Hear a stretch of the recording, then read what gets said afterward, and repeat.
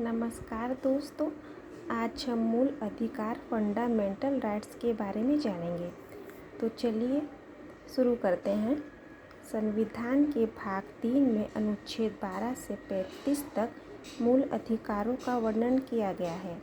ये अधिकार देश के नागरिकों के विकास के लिए अनिवार्य तो हैं, साथ ही यह व्यक्ति के अधिकार एवं उनके सम्मान की रक्षा भी करते हैं। भारत के संविधान में मौलिक अधिकार संयुक्त राज्य अमेरिका से लिए गए हैं। अब चलिए जानते हैं मूल अधिकार के अनुच्छेद। अनुच्छेद 12 में परिभाषा, अनुच्छेद 13 में मूल अधिकारों से असंगत या उनका अल्पीकरण करने वाली विधियाँ। अब चलिए जानते हैं समता का अधिकार। अनुच्छेद 14 में विधि के समक्ष समता का अधिकार। अनुच्छेद 15 में धर्म, मूल वंश, जाति, लिंग या जन्म स्थान के आधार पर विभेद का प्रतिषेध। अनुच्छेद 16 में लोक नियोजन के विषय में अवसर की समानता। अनुच्छेद 17 में अस्पृश्यता का अंत। अनुच्छेद 18 में उपाधियों का अंत। अब चलिए जानते हैं स्वतंत्रता का अधिकार। अनुच्छेद 19 में वाक स्वतंत्रता आदि विषयक कुछ अधिकारों का संरक्षण। अनुच्छेद 20 में अपराधों के लिए दोष सिद्धि के संबंध में संरक्षण। अनुच्छेद 21 में प्राण और दैहिक स्वतंत्रता का संरक्षण एवं निजता का अधिकार। अनुच्छेद 21A में शिक्षा का अधिकार। अनुच्छेद 22 में कुछ दशाओं में गिरफ्तारी और विरोध में संरक्षण। अब चलिए जानते हैं शोषण के विरुद्ध अधिकार। अनुच्छेद 23 में मानव के दुर्व्यापार और बलात्श्रम का प्रतिषेध। अनुच्छेद 24 में कारखानों आदि में बालकों के नियोजन का प्रतिषेध।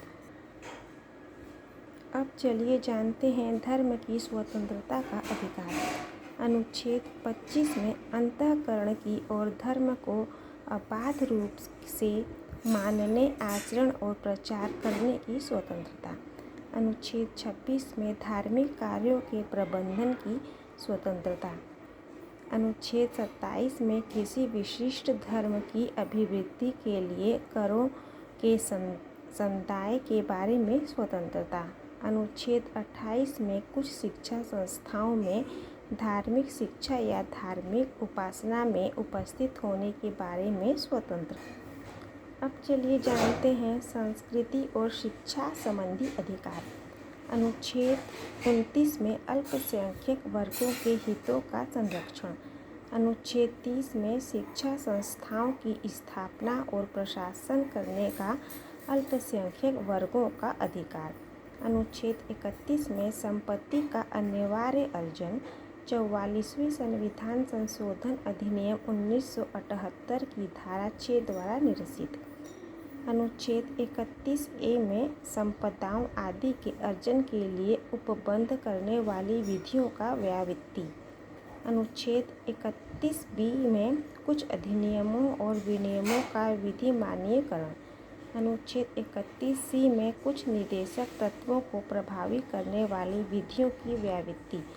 अनुच्छेद 31D में राष्ट्र विरोधी क्रियाकलाप के संबंध में विधियों की व्यावृत्ति। 43वें संविधान संशोधन अधिनियम 1977 की धारा 2 द्वारा निरसित। अब चलिए जानते हैं संवैधानिक उपचारों का अधिकार के बारे में। अनुच्छेद 32 में इस भाग द्वारा प्रदत्त अधिकारों को प्रवर्तित कराने के लिए उपचार। अनुच्छेद 32A में राज्य विधियों की संवैधानिक वैधता पर अनुच्छेद 32 के अधीन कार्यवाहियों में विचार न किया जाना। 43वें संविधान संशोधन अधिनियम 1977 की धारा 3 द्वारा निरसित।